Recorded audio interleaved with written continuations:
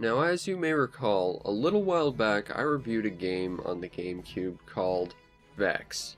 A game that, if you want to boil it down to its most basic components and then compare it to something else, it was basically a gritty, grim, dark knockoff Mario 64 on the GameCube. And I know what you're thinking. Well, there has to be some sort of gritty, grim, dark knockoff Zelda for the GameCube, right? To wit, I present to you Sphinx and the Cursed Mummy. But Vex was made by Acclaim. This game was made by Eurocom, so there's at least a chance it might not be awful. The story follows Sphinx, the demigod of protagonisthood, on his adventures to stop an evil, dark force creating an ancient Egyptian Death Star. Sure. But that's not all, because as the title would indicate, there is in fact also a cursed mummy. Thus I present to you King Tut himself, ready to go on an adventure, but before he does, he needs to get dressed. Because real men wear pink. Except they won't even let you wear the pink one, so why give you the option in the first place? Oh yeah, and then this guy compliments you on your taste in clothing. Just to further add insult to injury, because I wanted to wear the pink one. Anyway, as King Tut, you must run around and do various adventuring things as well. Although, unlike Sphinx, which is more action-based, his is more puzzle-based. Around one very unique concept, but before you get to that, you must collect 8 things for your aunt. And don't give me that look, you didn't bat an eye when you collected all those feathers for Ezio's mum, so just go do it, it's the tutorial. And then this very evil-looking guy, who definitely won't stab you in your back, who happens to be your brother, stabs you in the back and then kills you. And then you get turned into a mummy, and then you have to go adventure as a mummy. Hence the title. Now what's interesting is, while you have 2 different playable characters, and they both adventure in this game, they do it through 2 completely different ends of the spectrum. On Sphinx's end, it's more of your typical Zelda style of mostly action and finding new abilities and equipment to further your ability to explore the world. Whereas the Mummy, his entire adventuring style is based more on sort of like the classic PC adventure style of puzzle solving over action, with the added kick of most puzzles being solved by dismembering yourself in some way, shape, or form.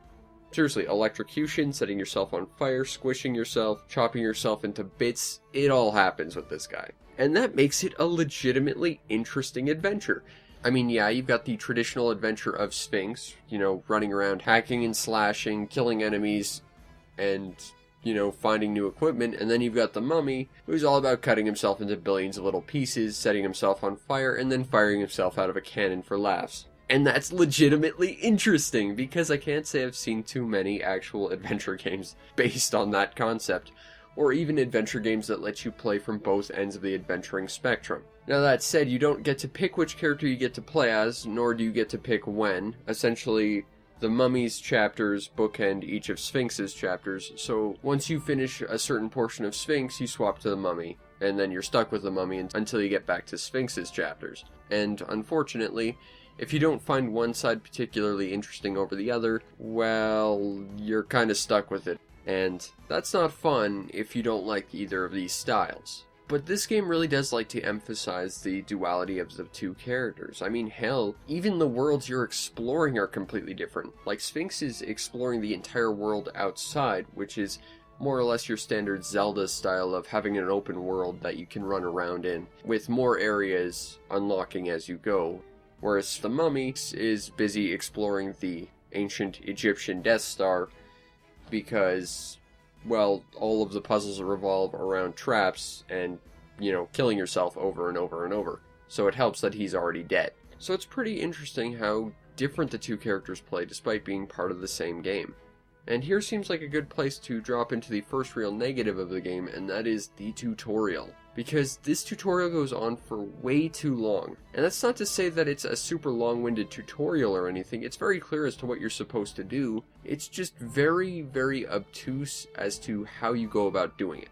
Like, for example, the first thing you have to do as Sphinx is feed this monster a couple of coconuts that you knock out of a tree by throwing rocks at them. But the thing is, the only rocks you would have seen up to this point, if you followed the progression in the most linear fashion, would be next to no trees that actually contain coconuts. And you can't jump while holding rocks, and you can't take them off the ledge, So this led to me looking for a tree that had coconuts and trying to throw a rock off the ledge to hit the tree. Whereas instead you have to go find a rock on a different portion of the level and then carry it to the tree and throw it at them. So it's not very clear on how you're supposed to actually do these objectives, just based around logical, methodical level progression. Instead, you're supposed to pretty much ignore exactly what you know about the level, search everywhere else, and then you'll find your solution, which just felt obtuse. In fact, if you include both characters, it would probably take a combined total of time of like maybe half an hour to 45 minutes. It took me no less than like 2.5 hours to complete them both, and that's just not good. Continuing in the tutorial, there are bits where you have to throw a rock at a bit of wall to make an enemy appear, which only happens like 1 in 5 times, and then you have to wait for that enemy to slowly meander across the entire room to blow up a bit of environment that you're standing in front of. Oh, and we're not even done there yet, because in like the first part of the actual open world, there's nothing but electrified water, so you can't swim in it. The next area, you have to swim like all over the map. That's just inconsistent and obtuse. I mean, seriously, up to this point, I thought my character just couldn't swim. But apparently you can, because inconsistency. In addition to that, the overall controls to the characters aren't exactly great. They feel fairly sluggish. And if you were to, say, like, just make a 180 turn on the spot, your character would actually make a rather slow and meandering circle before turning around. Which basically means if you're looking for precision control, you're not really going to find it here all that much. Which is unfortunate, because the adventuring here is actually pretty fun when you're not getting yourself killed or having to redo puzzles because your execution was a little off because the controls weren't that great.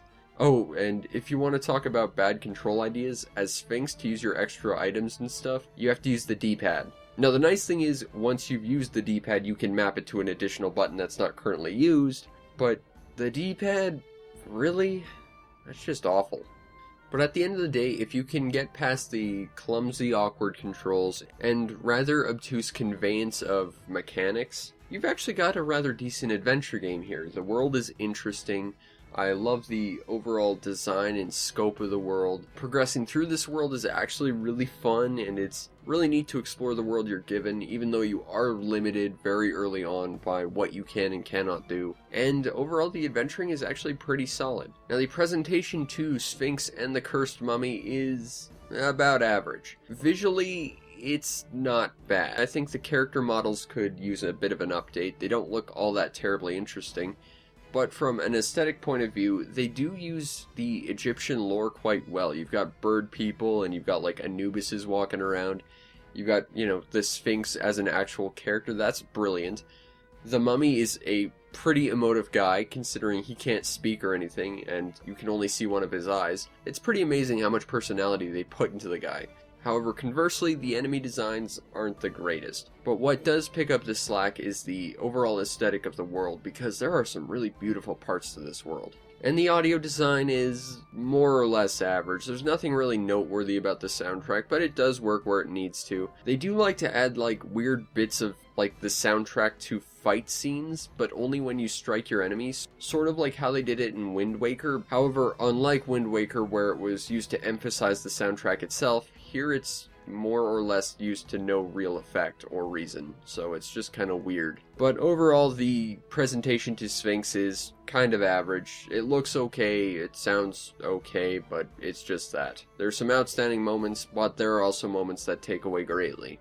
Now, if you want a copy of Sphinx and the Cursed Mummy, it will not cost you very much. You should be able to get it for less than $10 pretty handily. Regardless of which console you want it for, it was on the GameCube, PS2, and Xbox. This is the GameCube version. And in the end, for a cheap price of like $10, Sphinx is a pretty solid game if you're into adventure games. But the thing is, you have to be interested in both types of adventure games. The sort of slow, methodical puzzle-solving type, as well as the more action-y bits.